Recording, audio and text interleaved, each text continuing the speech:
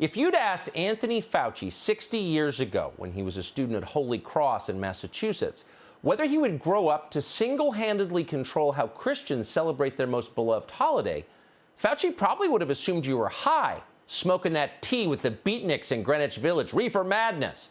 He would have been confused. At the time, Fauci was studying to become a doctor, not the Pope, and there was a difference then. Little could he have known back in 1958 that public health would become America's reigning religion, and he its high priest.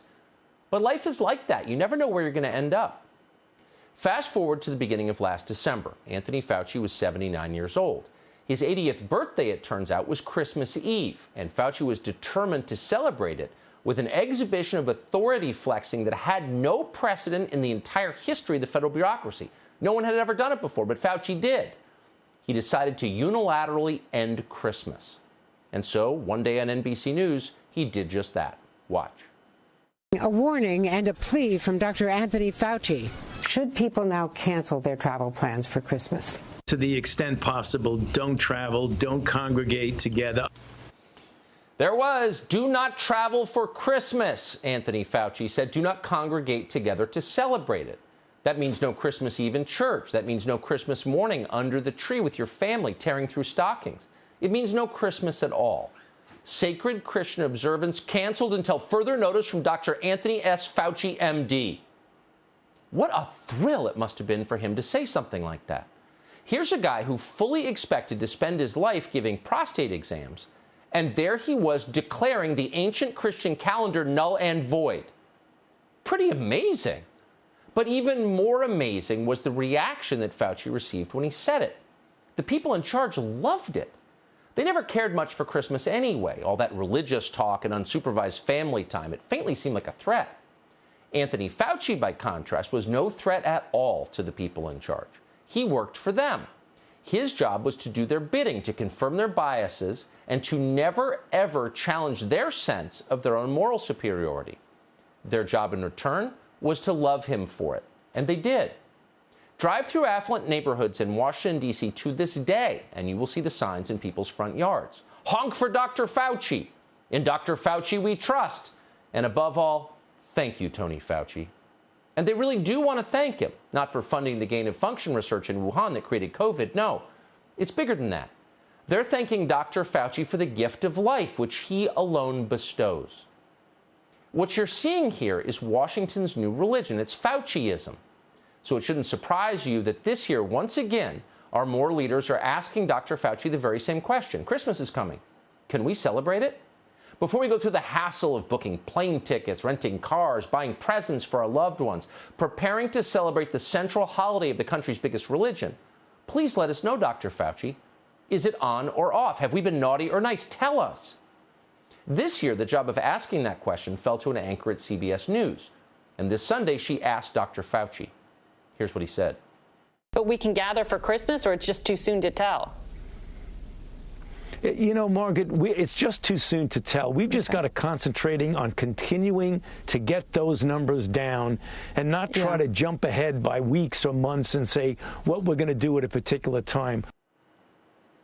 It really depends on how you behave, whether you're naughty or nice. At this point, it's just too soon to tell whether you can have Christmas this year.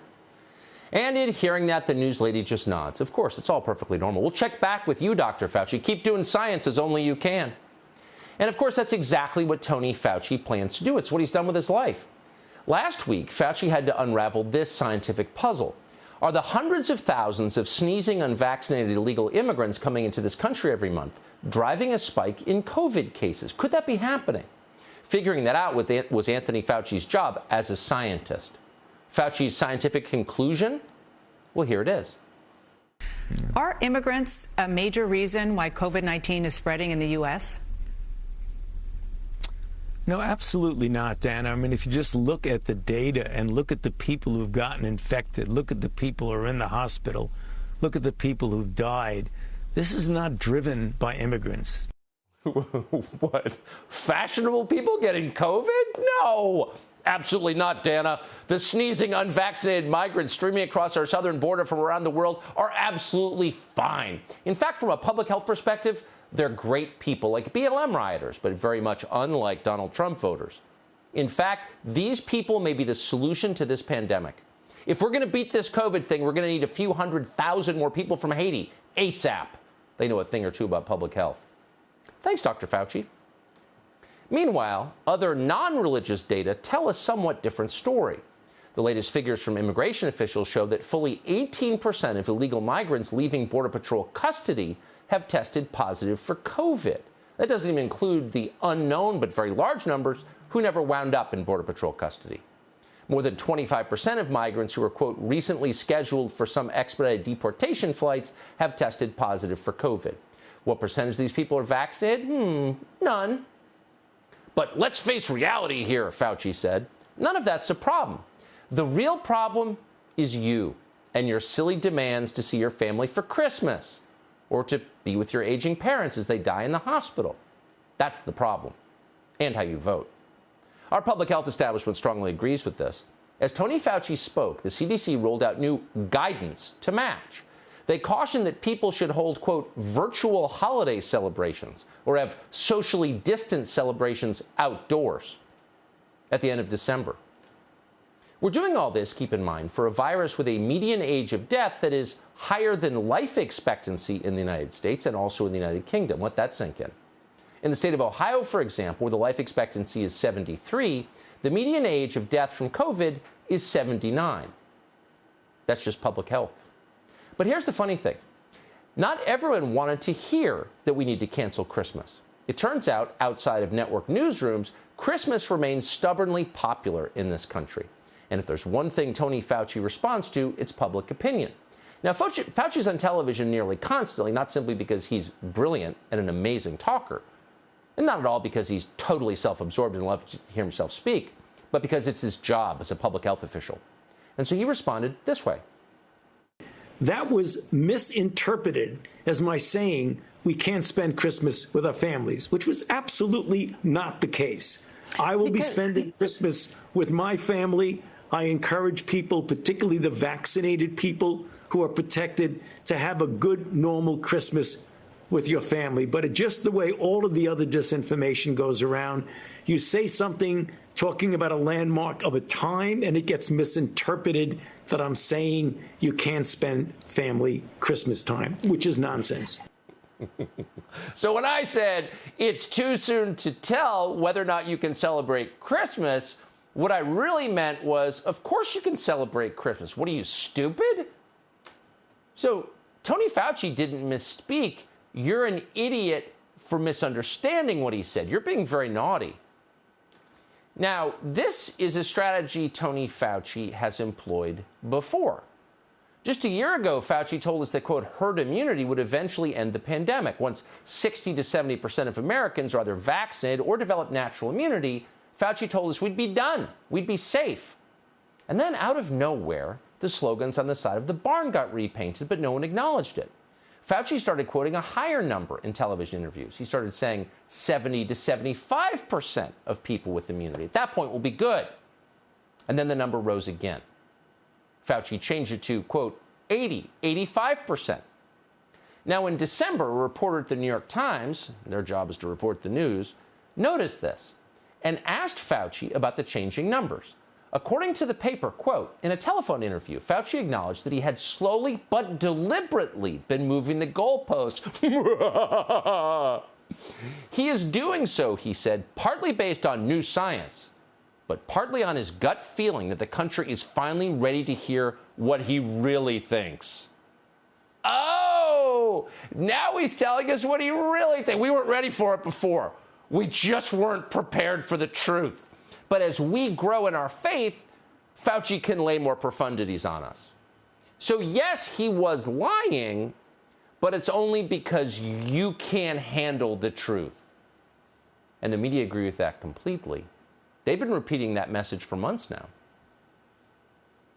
So Dr. Anthony Fauci, the target of an escalating right-wing smear campaign. The scientists should not be under siege like this. Marco Rubio, Rand Paul, Josh Hawley have all taken up Dr. Fauci as a boogeyman. The increasing demonization of Dr. Fauci by Donald Trump and his minions in the Republican Party is growing. It's obsessive. And watch what they're doing to Tony Fauci right now, because he is the new Hillary Clinton for them. They are making him the piñata of all of their disaffection and their upset. In one America, Dr. Anthony Fauci is trusted and even immortalized. In the other America, though, he is tarnished and distrusted. How did Dr. Fauci, of all people, become a right-wing boogeyman? Here's what they're doing on Fox News to make Tony Fauci into a right-wing boogeyman. Here's how he's the subject of a right-wing smear campaign. What they're doing is they're quoting him, okay? And they're comparing his quotes from yesterday to his quotes from 3 months ago to his quotes from a year ago, and they're noting that they don't all add up. That's a smear campaign. But as CNN's media analyst pointed out, in half of America, Tony Fauci is immortalized. And that is true. It's not just the yard signs. It's the Tony Fauci flags, the Tony Fauci ornaments, the Tony Fauci clothing, the Tony Fauci welcome mats. You can find it all online.